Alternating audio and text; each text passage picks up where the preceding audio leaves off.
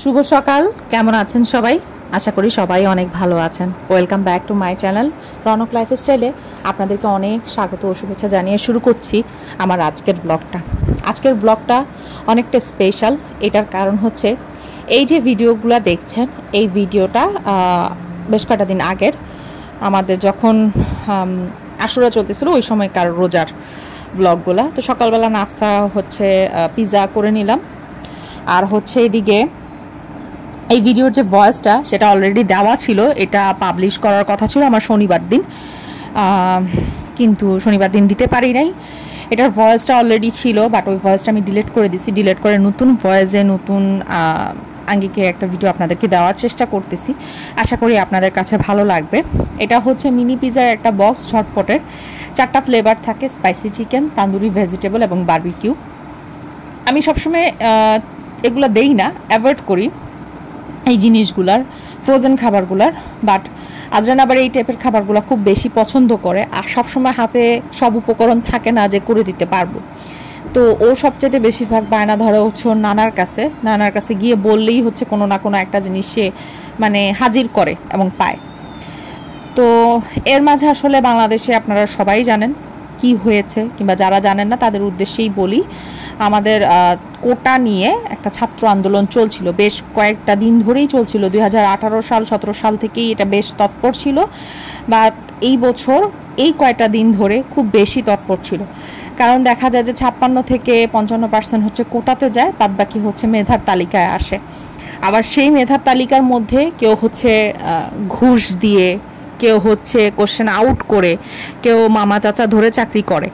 তো সেই জায়গায় দেখা যায় যারা বাংলাদেশের কৃতি সন্তান, যারা মেধাবী, তারা কিন্তু সহসা চাকরি পাচ্ছে না, প্রথম জিনিস যেটা। দ্বিতীয়ত হচ্ছে চাকরির বাজারে এখন প্রচুর মেধাবী শিক্ষার্থী আছে, চাকরির বাজারে প্রচুর স্টুডেন্ট আছে যারা পরিশ্রম করে যাচ্ছে নিরলসভাবে তাদের নিজেদের যেই জায়গাটা, যে অর্জনটা, সেটাকে দেখানোর জন্য। কিন্তু এই সমস্ত ঘটনার কারণে কোশ্চেন আউট থেকে শুরু করে ঘুষ দেওয়া থেকে শুরু করে অনেক শিক্ষার্থী তাদের চাকরির বাজার থেকে বঞ্চিত হচ্ছে।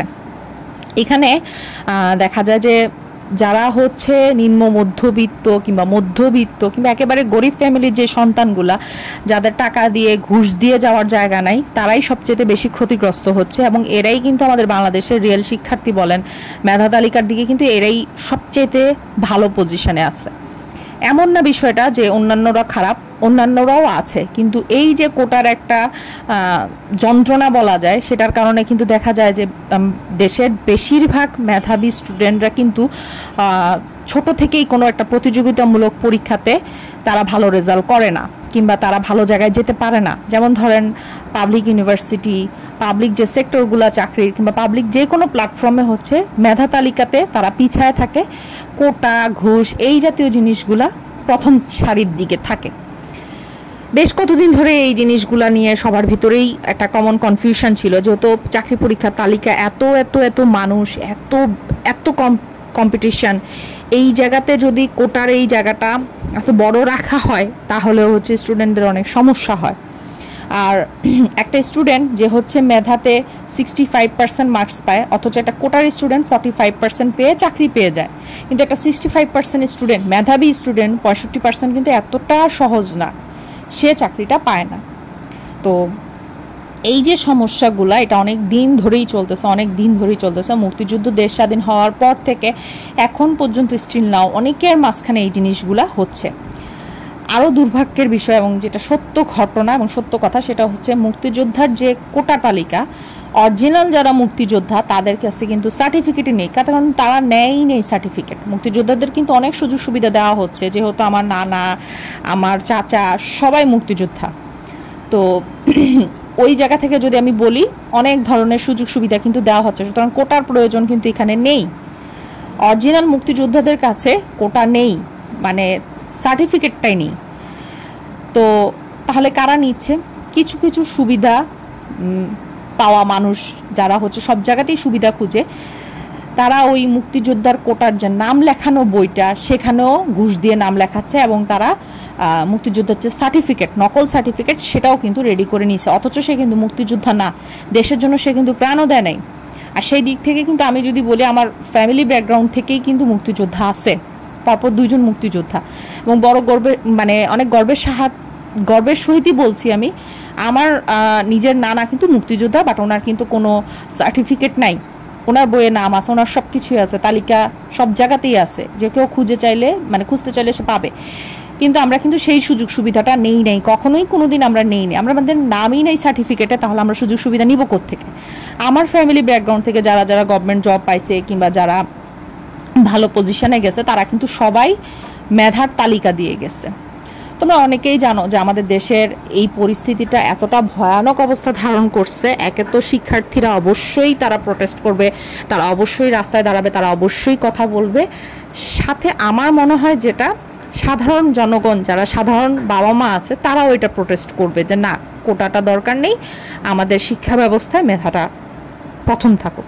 একটা দেশের মেরুদণ্ড কিন্তু শিক্ষা ব্যবস্থা, সেটা যদি নষ্ট হয়ে যায় বাদ বাকি অনেক সমস্যা শুরু হয়ে যাবে। আর যারা আমরা বাংলাদেশে থাকি, আমরা যারা জানি তারা কিন্তু আমরা অনেকেই জানি যে বাংলাদেশের রিসেন্ট ঘটনা, বেশ কয়েকটা ঘটনা আপডেট হচ্ছে যে ঘুষের মাধ্যমে, কোশ্চেন আউটের মাধ্যমে অনেক স্টুডেন্ট ঢুকতেছে, হাজব্যান্ড ওয়াইফ কাপল, তারা হচ্ছে চান্স পাচ্ছে বিসিএস ক্যাডার হচ্ছে, সরকারি চাকরি পাচ্ছে, অথচ অনেক ভালো ভালো স্টুডেন্ট চাকরি পাচ্ছেই না। আমার মনে হয় আমি যে কথাগুলো বলছি এগুলো প্রত্যেকটা কিন্তু যুক্তিক এবং যুক্তিসঙ্গত রেখেই বলছি। 2021-22 সালে তখন আমি বিসিএস এর একটা পরীক্ষা দিই, তখন আমি ওইবার প্রথম রিয়েলাইজ করছি যে হ্যাঁ, কোশ্চেন আউট হয়, এবং এরপর থেকে আমার গভর্নমেন্ট জবের প্রতি যে একটা মন মানসিকতা স্থির ছিল যে না, ওই জায়গাটা থেকে আমি সরে আসছি ব্যক্তিগতভাবে।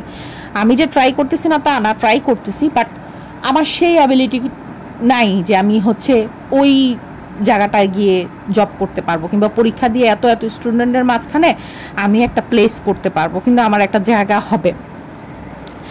এই জিনিসগুলো অনেক শিক্ষার্থীদের মধ্যেই কিন্তু সমস্যা তৈরি হচ্ছে। যেমন আমাদের অনেক গ্রুপ আছে, যেই গ্রুপগুলো কিন্তু পড়াশোনার গ্রুপ, তোমার বিসিএস ক্যাডার বলো, ব্যাংক জব বলো, খুব ভালো ভালো বেশ কয়েকটা গ্রুপ আছে আমাদের, যেই গ্রুপগুলোর মধ্যে যারা স্টুডেন্ট পড়াশোনা করে তারা বেশিরভাগই হচ্ছে জগন্নাথ, ঢাকা ভার্সিটি, জাহাঙ্গীরনগর, সিলেট, চুয়েট, এই সমস্ত জায়গা থেকে কিন্তু তারা পড়তেছে ওই গ্রুপটাতে। আমরা প্রাইভেট স্টুডেন্ট হাতে গোনা কয়জন, যেহেতু আমি প্রাইভেট ইউনিভার্সিটিতে পড়ছি।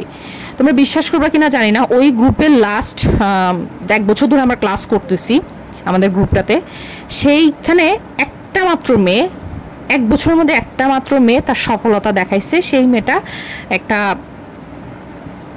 স্বাস্থ্য কমপ্লেক্সে চাকরি পাইছে। কথাটা কেন বলতেছি, এতগুলো ভালো ভালো টপার স্টুডেন্টের মধ্যে মাত্র একজন সফলতা অর্জন করছে।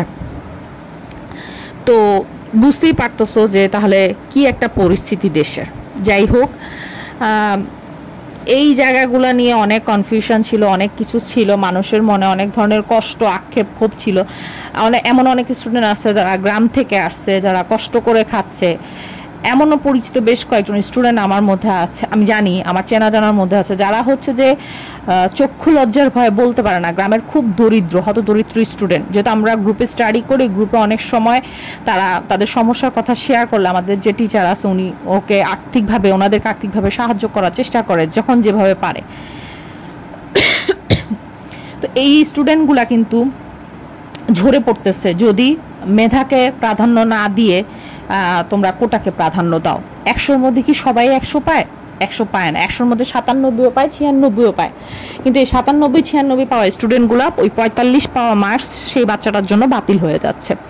সুতরাং আমি মনে করি কোটা সংস্কারটা অবশ্যই জরুরি ছিল এবং এটা অবশ্যই করার দরকার ছিল।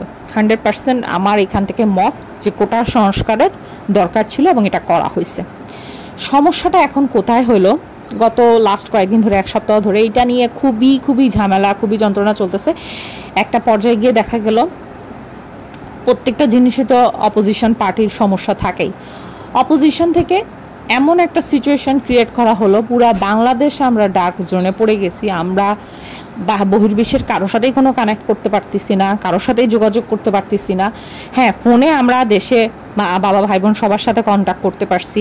কারফিউ ছিল, কারফিউর সময়সীমা ছিল 2টা থেকে 5টা। যেমন আমি মাঝখানে একদম থাকতে না পেরে আমি হচ্ছে আমার বাবা মার বাসায় গেছি এবং তাদের সাথে যোগাযোগ করে আসছি, কারণ যাদের সাথে প্রতিদিন দেখা হচ্ছে, কথা হচ্ছে, তাদের সাথে যদি দেখা করতে না পারি, যোগাযোগ করতে না পারি, তাহলে তো জিনিসটা খুবই খারাপ।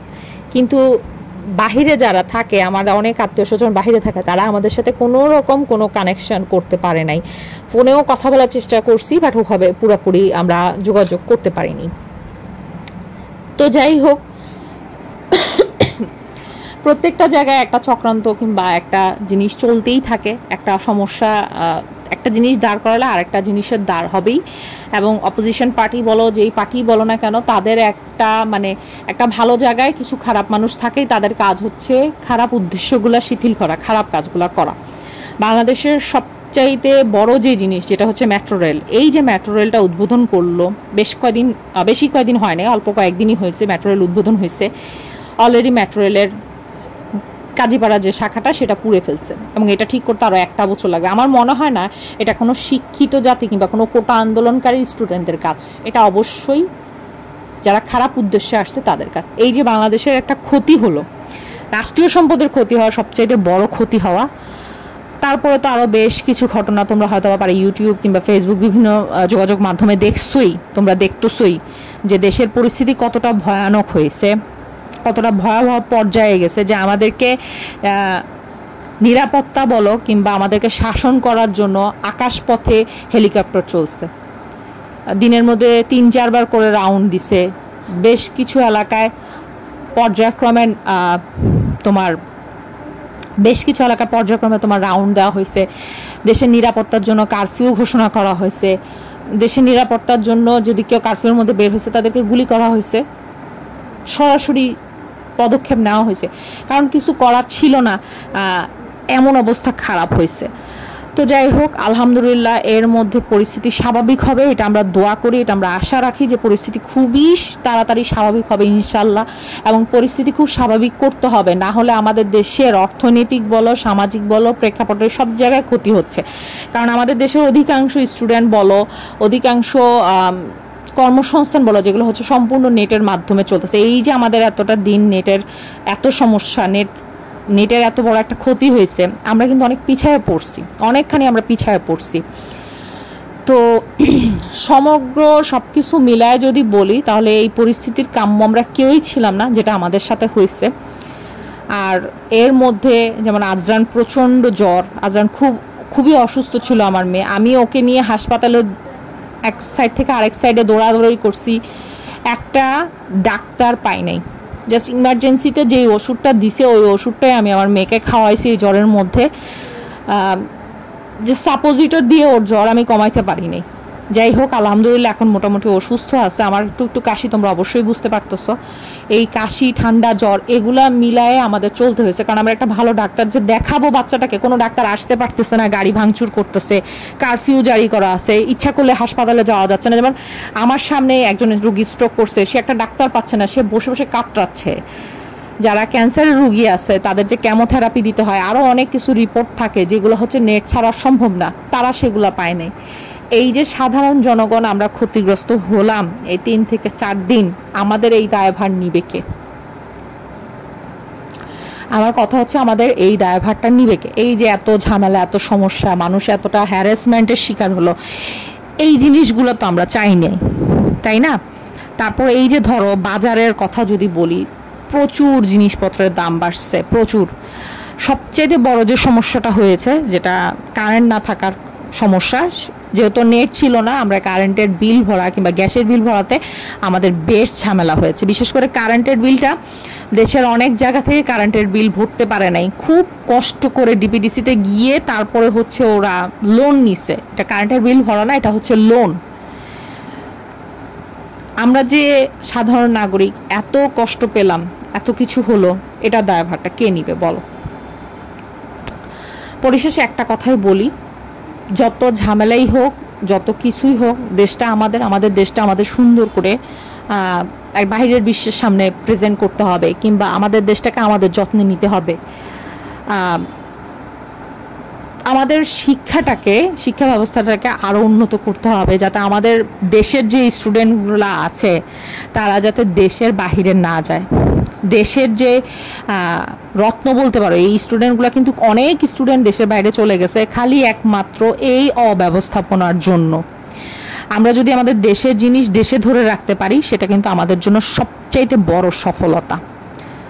তো এই যে একটা ব্যর্থতা আমাদের দেশে যে যারা সাধারণ স্টুডেন্ট আছে তারা কতটা কষ্ট করতেছে, কতটা ফেস করতেছে ঝামেলাগুলা, এগুলো আসলে একটুখানির জন্য হলেও ঠিক করা উচিত। তো খারাপ লাগার জিনিস, কিছুই করার নাই, খারাপ লাগতেছে, কিছুই করার নেই। আজকে যে ব্লগটা দেখতেছো ভিডিও, প্রত্যেকটা হচ্ছে রোজার। আমি বাসায় যে আইটেমগুলো আমার ফ্যামিলি মেম্বার, মানে আমার শাশুড়ি, আমার দেবর, আমার হাজব্যান্ড সহ আমার ফ্যামিলি মেম্বার, আমার হাজব্যান্ড, আমার বাচ্চা সহ আমরা যারা অ্যারেঞ্জ করছিলাম সেইগুলোই আর কি টুকটাক ভিডিওতে দেখাচ্ছিলাম। এই ব্লগটার পুরো ভয়েস থেকে শুরু করে সব কিছু ছিল অন্য, বাট আমি চেঞ্জ করতে বাধ্য হইলাম কারণ আমার কাছে আপাতত ওরকম কোনো ভিডিও নাই, আর ভিডিও করার মতন মন মানসিকতা ওই মুহূর্তে ছিল না। কারণ দেশের পরিস্থিতি কোন জায়গায় যাবে, কিংবা আমরা সামনে কি গৃহবন্দী হয়ে যাব নাকি একটা আমরা ফিলিস্তিনি হয়ে যাচ্ছি, মানে গাজাবাসী হয়ে যাচ্ছি, আমাদের কাছে এরকম লাগছে। তো সেই টাইমটাতে আসলে ওভাবে তোমাদের সাথে ভিডিও শেয়ার করার মন মানসিকতা একদমই আমাদের ছিল না। প্রথমত, দ্বিতীয়ত যে জিনিসটা হচ্ছে, করোনার সময় যখন লকডাউন ছিল তখন তোমরা অবশ্যই বাসায় নেট ছিল, তোমরা সবাই যোগাযোগ করতে পারছো, বহির্বিশ্বের সাথে কানেক্ট করতে পারছো, একটা না একটা নিউজ জানতে পারছো। বাট আমাদের এমন অবস্থা ছিল যে আমরা কোনো কিছুই করতে পারি। যাই হোক, এই ভিডিওটা কখন আপলোড করব, কখন তোমরা দেখতে পারবে জানি না। আমাদের জন্য দোয়া করো যাতে খুব শীঘ্রই তোমাদের সাথে কানেক্ট হতে পারি।